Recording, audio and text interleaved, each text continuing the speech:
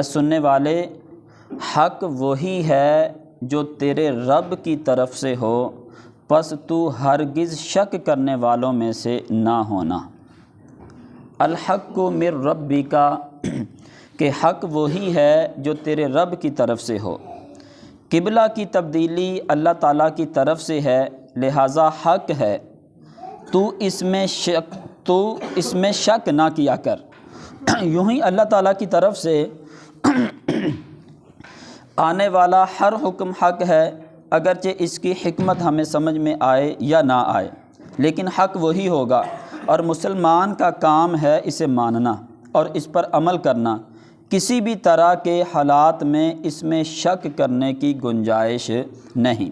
وَلِكُلٍّ وِجْهَةٌ هُوَ مُوَلِّيهَا فَاسْتَبِقُوا الْخَيْرَاتِ أَيْنَمَا تَكُونُوا يَأْتِ بِكُمُ اللَّهُ جَمِيعًا إِنَّ اللَّهَ عَلَى كُلِّ شَيْءٍ قَدِيرٌ۔ ترجمہ کنز العرفان۔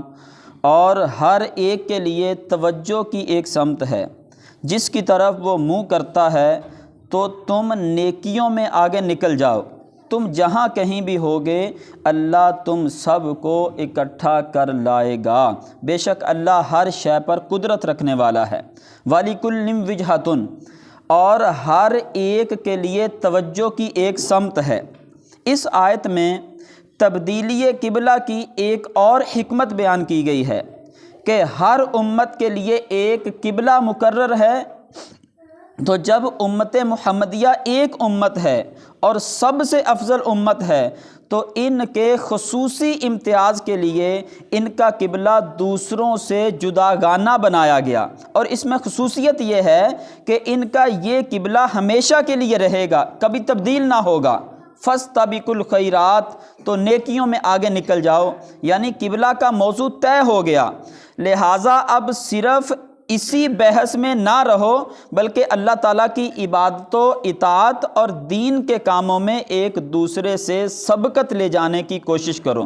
یہاں آیت مبارکہ میں ایک بڑی ہی پیاری بات سمجھائی گئی ہے کہ مال و دولت، عہدہ منصب، شہرت و مقبولیت اور دنیا داری ایسی چیز نہیں کہ اس میں ایک دوسرے سے مقابلہ کیا جائے، بلکہ یہ سب تو آزمائش اور محض دنیاوی زندگی کی زینت، دھوکے کا سامان اور فنا ہونے والی کمائی ہے، جبکہ باقی رہنے والی اور مقابلے کے قابل چیز تو اللہ تعالیٰ کی عبادت، اس کی اطاعت، جنت اور اس کی رضا ہے، جس کی طرف اللہ تعالیٰ نے بار بار بلایا ہے۔ صحابہ کرام رضی اللہ تعالیٰ عنہم کی سیرت میں نیکیوں میں مقابلے اور سبقت لے جانے کے بکثرت نظارے دیکھے جا سکتے ہیں، جیسے حضرت عمر فاروق اعظم رضی اللہ تعالیٰ عنہ غزوہ تبوک میں گھر کا آدھا مال خیرات کرنے کے لیے لائے، تو حضرت سیدنا صدیق اکبر رضی اللہ تعالیٰ عنہ گھر کا سارا سامان لے آئے۔ صحابہ کرام رضی اللہ تعالیٰ عنہم میں باپ بیٹے میں جہاد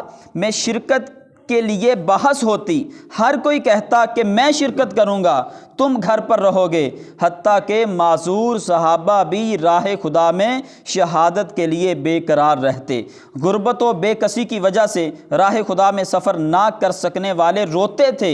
ایک صحابی رسول رضی اللہ تعالیٰ عنہ اگر آدھی رات عبادت کرتا تو دوسرا پوری رات، اگر ایک تہائی قرآن کی تلاوت کرتا تو دوسرا آدھے قرآن کی۔ اللہ تعالی ہمیں بھی نیکیوں میں ایک دوسرے سے سبقت لے جانے کی توفیق عطا فرمائے۔ اینما تکونوا، تم جہاں کہیں بھی ہوگے، یعنی اے مسلمانوں اور اہل کتاب، تم جہاں کہیں بھی ہوگے، قیامت کے دن اللہ تعالیٰ تم سب کو اکٹھا کر لائے گا، اور وہ اطاعت گزار بندوں کو ثواب دے گا اور نافرمانوں کو عذاب میں مبتلا کر دے گا۔ بے شک اللہ تعالیٰ ہر شے پر قدرت رکھنے والا ہے، تو وہ مخلوق کو مرنے کے بعد دوبارہ زندہ کرنے، اطاعت گزاروں کو ثواب دینے اور سزا کے مستحق افراد کو عذاب دینے پر بھی قادر ہے۔ اللہ تبارک و تعالی ہم سب کو عمل کی توفیق عطا فرمائے۔